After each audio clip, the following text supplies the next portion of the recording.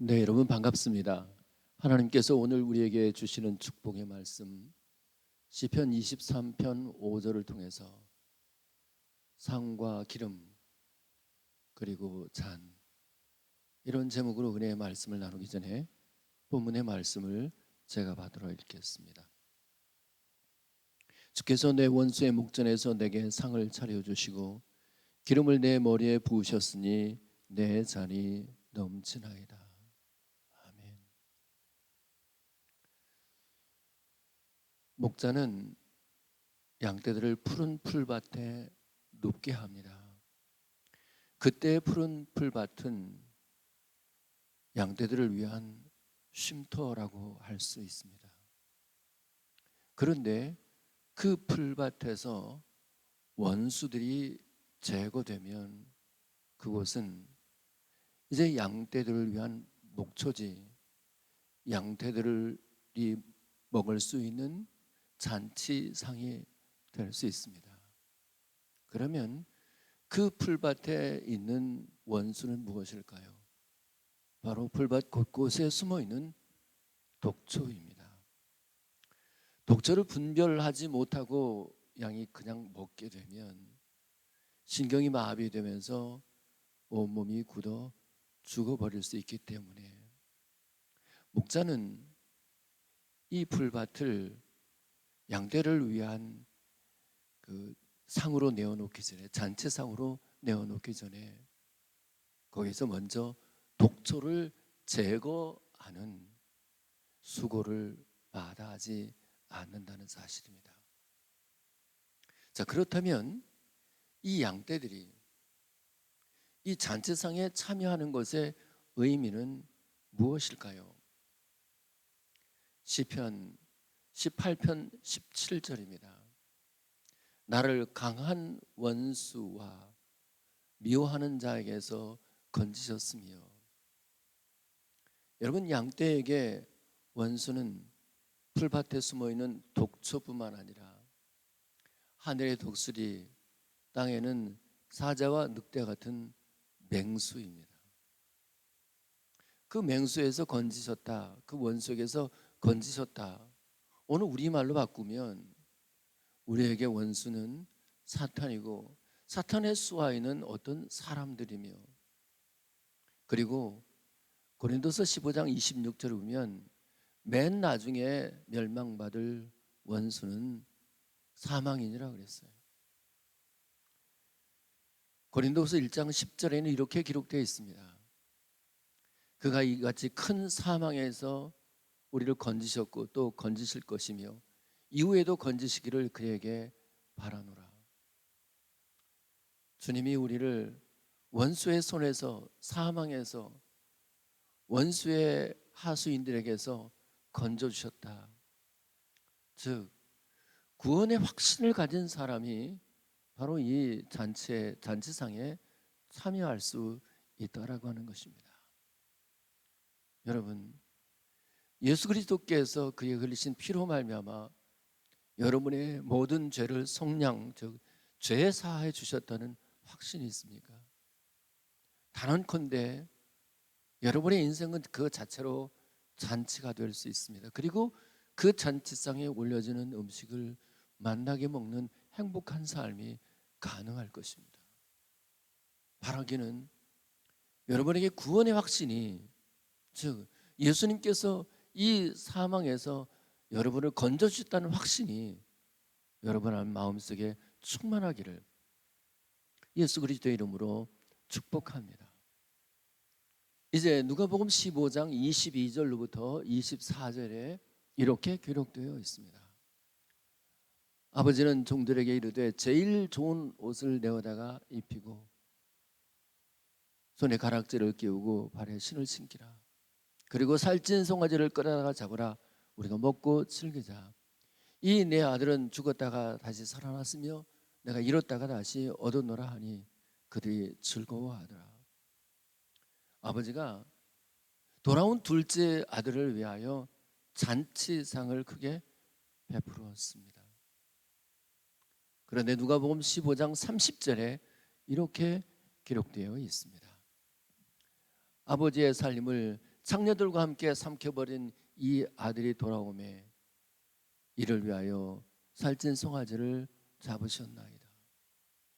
이것이 맏아들의 주장인 것 같지만 이것이 성도들의 배후에서 역사하는 사탄, 원수, 마귀의 배후의 수중에서 그 수하에 있는 사람들의 주장이고 사망 권세를 가지고 있는 것들의 주장입니다. 그러나 사실 둘째 아들이 아버지께 돌아올 때 내가 하늘과 아버지께 죄를 지었나이다 라고 회개하면서 아버지는 그 돌아온 둘째 아들에게 단 한마디도 과거를 묻지 않았습니다. 그 옛날에 잘못했던 것 추궁하느라 책망하지 않았습니다. 오히려 이렇게 말합니다. 이 내 아들은 죽었다가 다시 살아났다. 그러니까 그리스도 안에서 새로운 피조물이라는 겁니다. 이전 것은 지나갔으니 보라 새 것이 되었도다 라고 하는 선언과 다르지 않습니다. 여러분, 빌립보서 3장 13절로부터 14절에 이렇게 기록되어 있습니다. 형제들아 나는 아직 내가 잡은 줄로 여기지 아니하고 오직 한 일 즉 뒤에 있는 것은 잊어버리고 앞에 있는 것을 잡아버리고 표토를 향하여 그리스도 예수 안에서 하나님이 위에서 부르신 부름의 상을 위하여 달려가노라. 그럼 뒤에 것을 잊어버려야 합니다. 그것이 돌아온 둘째 아들을 향한 아버지의 마음이고 돌아온 둘째 아들을 위하여 잔치상을 베푸시는 아버지의 마음입니다. 여러분, 톱밥 위에 다시 톱질을 하는 것처럼 어리석은 일이 없습니다. 흘러간 물로는 물레방아를 돌릴 수가 없습니다. 여러분이 과거에 대하여 잘못한 것이 있을 때 일단 회개하고 나면 더 이상 그 과거에 연연하지 마십시오. 여러분 자신의 과거에 대하여 스스로 묻지 마십시오. 다른 사람의 과거에 대해서도 묻지 마십시오. 주님은 우리가 하나님께 회개한 것에 대해서는 우리의 죄를 동의서에서 먼 것처럼 멀게 하신다고 했기 때문입니다. 여러분의 인생이 잔치가 되기를 원합니까? 그리고 하나님이 우리에게 주신 그것들이 잔치상에 올려진 것들이 되기를 원합니까? 그러면 과거를 묻지 마십시오. 지나간 과거에 발목 잡히고서는 믿음의 진보를 보일 수도 없거니와 여러분의 인생에 잔치가 될 수 없다고 하는 것을 잊지 않기를 예수 그리스도의 이름으로 축복합니다. 이제 오늘 본문은 이렇게 시작됩니다. 주께서 내 원수의 목전에서 내게 상을 베푸시고, 여러분 주께서 우리에게 잔치상을 베풀어 주시는데 원수의 목전에서 상을 베풀어 주신대요. 과연 하나님이 이 긴장감을 갖게 하신 이유가 무엇일까요? 제발 그 원수에게 시선을 빼앗기지 말라는 뜻입니다. 오직 우리의 목자 되시는 주의 막대기와 주의 지팡이로 나를 안위하시는 그 목자 되신 주님만 바라보라는 뜻입니다. 사도행전 6장 15절입니다. 공회 중에 앉은 사람들이 다 스데반을 주목하여 보니 그의 얼굴이 천사의 얼굴과 같더라. 여러분, 공회 중에 앉은 사람들이 스데반을 어떤 시선으로 바라보았을까요? 사도행전 7장 54절에 보면 공회 중에 앉은 사람들 그들이 그를 향하여 스데반을 향하여 이를 갈았다고 그랬어요. 원수의 시선으로 스데반을 바라보고 있었던 것이죠. 그때 만일 스데반이 이 원수에게 시선을, 마음을 빼앗겼다고 하면 그는 크게 절망하고 말았을 것입니다. 그런데 사도행전 7장 55절이 이렇게 기록되어 있습니다. 스데반의 성령이 충만하여 하늘으로 주목하여 하나님의 영광과 및 예수께서 하나님 우편에 서신 것을 보고 원수들의 시선에 마음을 뺏기지 않았습니다. 오직 하나님 우편에 계신 예수 그리스도를 바라보았다고 그래요. 성도 여러분, 세상을 보고 사람을 보면 만족함이 없습니다. 더군다나 여러분을 괴롭히는 어떤 사람들에게 시선을 빼앗기거나 혹은 여러분에게 문제가 되는 어떤 것들에 여러분 마음을 빼앗기기 시작하면 여러분 반드시 절망하게 돼요. 원수보다 더 강하신 분이 우리 주님이십니다. 문제가 아무리 커도 문제보다 더 크신 분이 우리 주님이십니다. 그 주님만 바라보셔야 합니다. 히브리서 12장 2절입니다. 믿음의 주요 또 온전하게 하시는 예수를 바라보자. 그는 그 앞에 있는 기쁨을 위하여 십자가를 참아사 부끄러움을 개의치 아니하시더니 하나님 보좌 우편에 앉으셨느니라. 여러분, 믿음의 주요 온전하게 계신 예수님만 바라보라는 거예요. 다시 한번 강조합니다. 지금 원수의 목전에서 상을 차려주신 것의 의미, 그것은 지금 저와 여러분의 삶에 다양한 원수의 요소들이 있다는 것입니다. 그것이 건강의 문제일 수도 있고 질병의 문제일 수도 있고 경제적인 문제일 수도 있고 어떤 어려움들일 수도 있고 여러분을 괴롭히는 어떤 사람일 수도 있어요.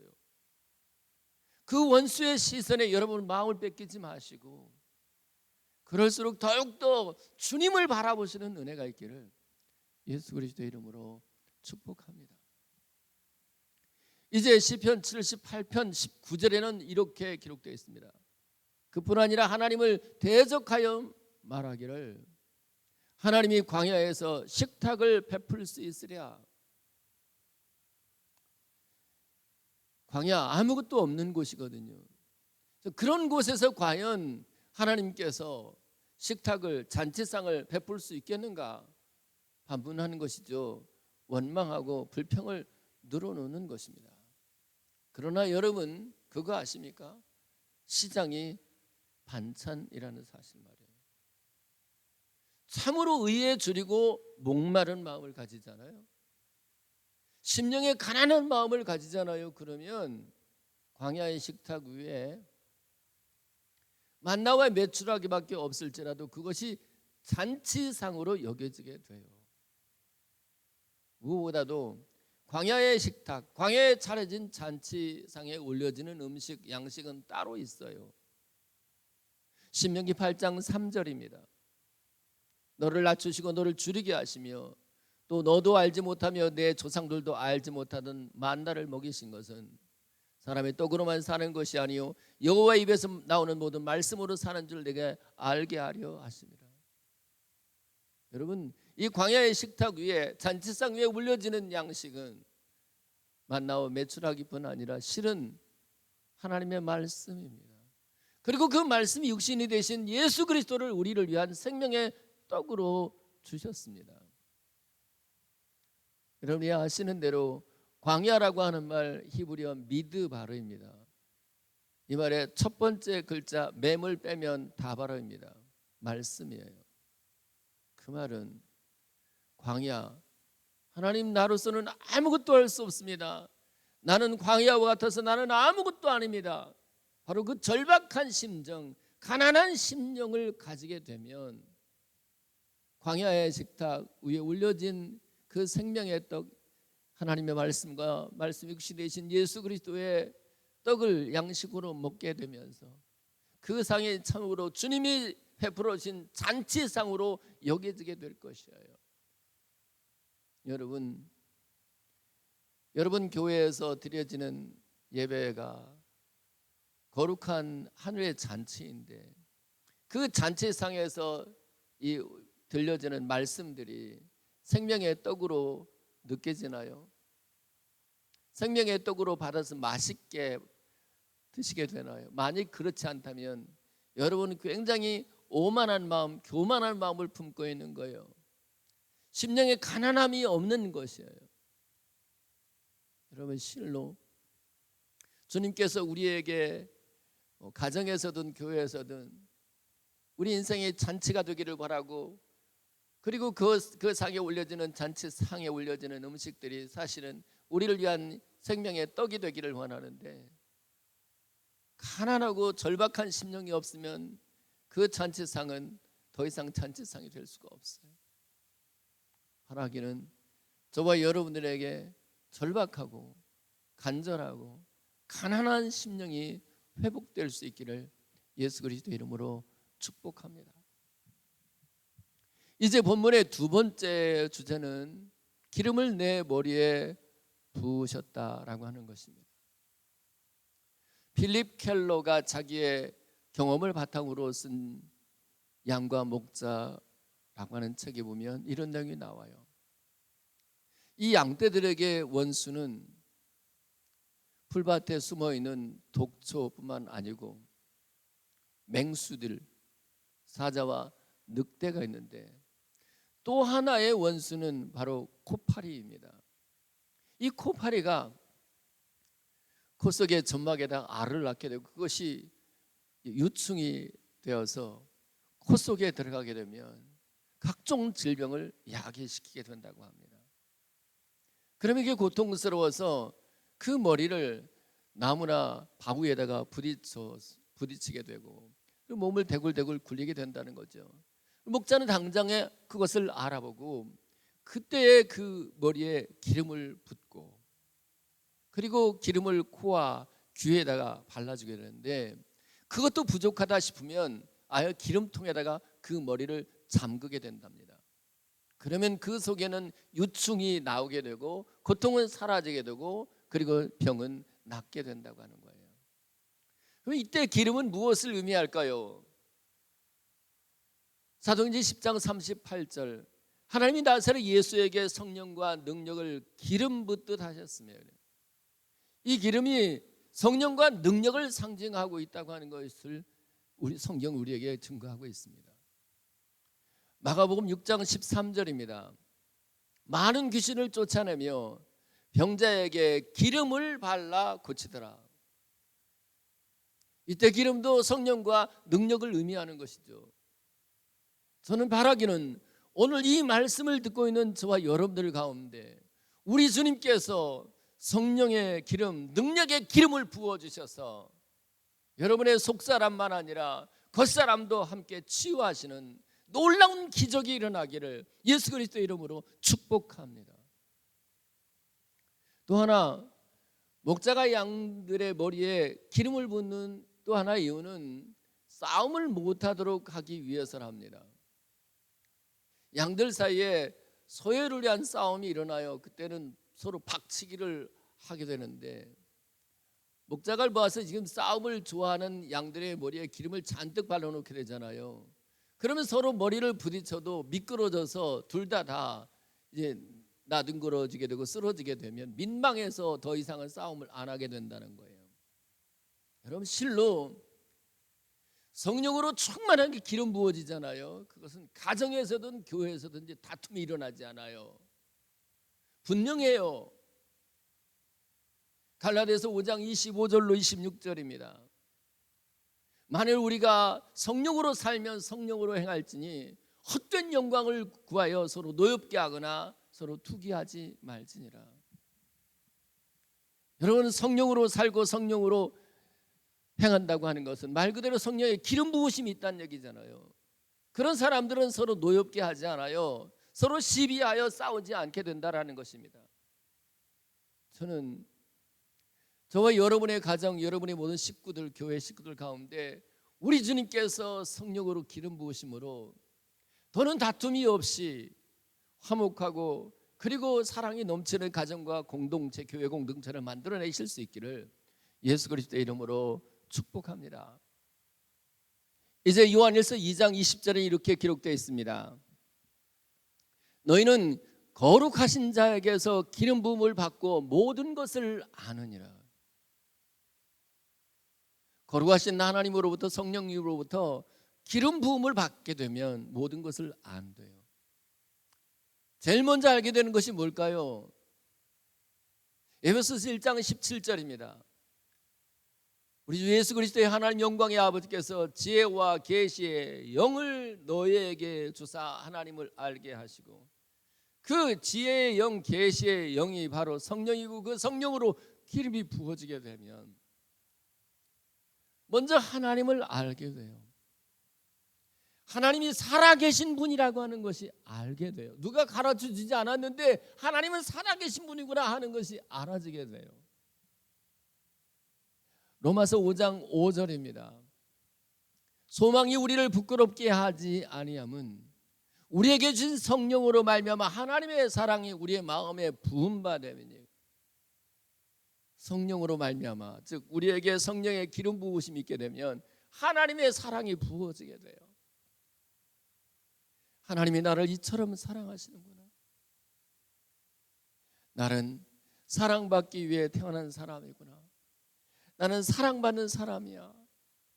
당연히 사랑받는 사람으로서 행복이 넘치게 되고, 내가 받는 사랑으로 또한 이웃들을 능히 사랑할 수 있게 되는 것입니다. 이것이 성령의 기름 부음 받은 사람의 거룩한 삶의 모습입니다. 그렇게 하나님을 알고 하나님의 사랑을 아는 사람은 하나님의 비밀이 무엇인지도 알아요. 골로새 2장 2절에 보면 하나님의 비밀은 그리스도라고 했어요. 그러면 그리스도의 비밀은 무엇일까요? 에베소 5장 32절에 보면 이 비밀이 크도다. 나는 그리스도와 교회에 대하여 말하노라 그래요. 그리스도의 비밀은 바로 교회예요. 교회가 그리스도와 한 몸, 그리스도의 신부이기 때문에 그래요. 그래서 여러분, 그리스도를 안다, 하나님을 안다고 하는 것과 교회를 아는 것은 정확하게 일치되는 거예요. 주님을 알면 교회를 알게 되었어요. 그렇게 교회를 아는 바울은 이렇게 고백해요. 골로새 1장 24절. 나는 이제 너희를 위하여 받는 괴로움을 기뻐하고 그리스도의 남은 고난을 그의 몸된 교회를 위하여 내 육체에 채우노라. 교회에 대한 뜨거운 사랑, 그것이 성령의 기름 부으심을 받아서 주님을 아는 사람의 모습인 거예요. 마태복음 13장 11절입니다. 천국의 비밀을 아는 것이 너에게는 허락되었으나 그들에게는 아니 되었나니. 여러분, 기름 부음을 받게 되면 모든 것을 안다 그랬죠. 그 중에 하나가 천국을 알게 돼요. 정말 천국이 있다는 것이 확 알아지게 돼요. 누가 설명을 안 해도요. 천국을 가본 적이 없는데도 천국이 믿어져요. 그리고 천국의 비밀도 알게 돼요. 천국의 비밀이 무엇인지 압니까? 마가복음 10장 44절. 너희 중에 누구든지 으뜸이 되고자 하는 자는 모든 사람의 종이 되어야 하리라. 여러분, 천국의 가장 큰 비밀은 이 땅에서 가장 낮은 사람들이 천국에서 으뜸되는 거예요. 그래서 정말 이 성령의 기름 부으심을 받은 사람, 그래서 천국의 비밀을 아는 사람들은 가정에서도 그렇고 교회에서도 그렇고 자기 자신을 상대보다 낮추려고 하는 마음이 생겨요. 그렇기 때문에 그들 가운데는 싸움이 생기지가 않은 것이죠. 저는 저와 여러분들 가운데 이 기름 부음이 있어서 모든 것을, 그 중에서도 하나님을 알고 하나님의 사랑을 알고 교회를 알고 천국의 비밀을 알고 낮아짐의 비밀이 무엇인지 알게 되기를 예수 그리스도의 이름으로 축복합니다. 이제 시편 45편 7절에는 이렇게 기록되어 있습니다. 그러므로 하나님 곧 왕의 하나님이 즐거움의 기름을 왕에게 부어 왕의 동료들보다 뛰어나게 하셨나이다. 즐거움의 기름이라고 그랬어요. 그래서 성령으로 기름 부어지면 사람이 남달리 마음의 즐거움을 갖게 돼요. 남편이, 아내가, 식구들이 다 이 성령의 기름 부음을 받게 되면 마음의 즐거움이 넘치게 돼요. 여러분, 저와 여러분들의 영성의 탁월함이 뭔지 아세요? 어떤 은사가 아니에요. 어떤 능력이 나타나는 것이 아니에요. 가장 탁월한 신앙의 면모는 즐거움에 있어요. 항상 기뻐하는 거예요. 그런 의미에서 이제 저와 여러분의 머리에 이 즐거움의 기름 부음이 있기를 예수 그리스도의 이름으로 축복합니다. 세 번째 오늘 본문의 주제는 바로 내 잔이 넘치나이다 라고 하는 거예요. 이때 잔은 무엇을 의미하는 것일까요? 누가복음 22장 42절입니다. 아버지여, 만일 아버지의 뜻이거든 이 잔을 내게서 옮기시옵소서. 이때 잔은 예수님이 흘리신 보혈의 잔입니다. 고린도전서 10장 16절입니다. 우리가 축복하는 바 축복의 잔은 그리스도의 피에 참여함이 아니냐. 오늘 우리가 성찬에 참여하는 것은 그리스도의 피에 참여하는 것입니다. 그리고 그 피는 무엇을 의미하는 것인가요? 레위기서 17장 11절 후반절, 생명이 피에 있으므로 피가 죄를 속하느니라. 이 보혈의 잔은 실은 생명의 잔이라고 할 수 있습니다. 죄와 허물로 죽은 우리에게 생명을 넘치게 주셨다는 것입니다. 그것이 바로 내 잔이 넘치나이다 라고 하는 고백이에요. 죽은 나에게 영원한 생명을 주셔서 천국에서도 영생하게 하셨다. 이것이 내 잔이 넘치나이다 라고 하는 사람의 고백인 거예요. 그것은 은혜의 잔이 넘치는 것이에요. 고린도서 10장 16절의 표현으로 하면 축복의 잔이 넘치는 거예요. 여러분, 내게 잔이 넘치잖아요. 그러면 내 주변의 사람들에게 흘러가게 돼요. 성소에서 물이 나와 흐르게 되면 이제 발목에 차고 무릎에 차고 허리에 차고 마침내 가슴에까지 차게 되는 것처럼 여러분의 마음에서 이 생명의 잔이, 보혈의 잔이, 은혜의 잔이, 감사의 잔이, 축복의 잔이 흘러 넘치게 되잖아요. 그러면 내 자녀들이 그 영향을 받아요. 내 아내가, 내 남편들이 그 은혜의 잔 경험하게 되는 거예요. 그 은혜, 그 감사를 경험하게 되는 거예요. 로마서 12장 14절입니다. 너희를 박해하는 자를 축복하라. 축복하고 저주하지 말라. 여러분, 이 보혈의 잔이 축복의 잔이라고 그랬잖아요. 이 축복이라고 하는 말 유로게오예요. 로게오는 말하다 혹은 말씀이라는 뜻이고요. 유는 좋다는 뜻이에요. 좋은 말이 나오는 거예요. 은혜로운 말이 나오는 거예요. 감사하는 말이 나오는 거예요. 축복하는 말이 나오는 거예요. 이게 내 잔이 넘치는 사람들의 입에서는 이렇게 선한 말들이 막 나오게 돼 있어요. 그런데 왜 이렇게 원망이 서슴없이 나오는 줄 아세요? 그것은 지금 여러분의 잔이 깨어져 있기 때문에 그래요. 예레미야 2장 13절에 이렇게 기록되어 있습니다. 내 백성이 두 가지 악을 행하였나니 곧 생수의 근원 되는 나를 버린 것과 스스로 웅덩이를 판 것인데 그것은 그 물을 가두지 못할 터진 웅덩이들이니라. 여러분, 터진 웅덩이에 물을 아무리 갖다 넣어보세요. 다 새고 말잖아요. 깨진 독에 물 붓는 것과 같지 않나요? 여러분, 잔이 깨져 있는 사람들은요, 아무리 하나님께서 우리에게 보혈의 잔으로 막 부어주셔도 이게 넘치질 않아요. 밑으로 다 새기만 하지. 그러니까 자꾸 이 충만함이 없으니까 자기도 모르게 불평하고 원망을 늘어놓게 되는 거예요. 그런데 내 잔이 넘치나이다. 내 보혈의 잔이, 내 생명의 잔이, 감사의 잔이, 은혜의 잔이, 축복의 잔이 넘치나이다. 내 주변의 사람들이 다 내 감사하고 축복하는 바에 영향을 받고 그들도 함께 이 잔에 참여하게 되는 은혜가 함께 누리게 되어지는 것입니다. 이제 말씀을 맺습니다. 주님, 우리에게 원수의 목전에서 상을 차려주십니다. 이 원수의 목전에서도 상을 차려주실 때에 이건 구원의 확신을 가지게 하는 것이요, 또 더는 과거에 얽매지 말라는 뜻이에요. 무엇보다도 원수에게 시선을 빼앗기지 말라는 뜻입니다. 그리고 광야에서도 하나님께서 내게 식탁을 베풀어 주신다는 확신을 가지는 것이에요. 또 하나, 두 번째 주제, 내 머리에 기름 부음은 나를 그 성령과 능력으로 기름을 부으셔서 내 속사람을 겉사람을 치유해 주시고 더 이상 분쟁이 없게 하시며, 그 기름 부음을 통해서 하나님을 알고 하나님의 사랑을 알고 천국의 비밀을 알고, 그래서 자기 자신을 낮추는 삶을 살게 되고, 무엇보다도 즐거움의 기름 부음이 있게 돼요. 그리고 내 잔이 넘친다고 하는 것은 보혈의 잔이 넘치는 거예요. 은혜의 잔인 것입니다. 무엇보다도 축복의 잔이 넘치니까 축복하는 말이 계속 나오는 거예요. 은혜로운 말이, 덕스러운 말이, 감사하는 말이 나오게 되는 거예요. 바로 이런 사람의 삶이야말로 그 자체가 잔치가 아니고 무엇이겠습니까? 그 식탁의 상들이 그야말로 잔치상이 아니고 무엇이겠습니까? 이런 복이 저와 여러분들에게 임할 수 있기를 예수 그리스도의 이름으로 축복합니다. 기도합시다.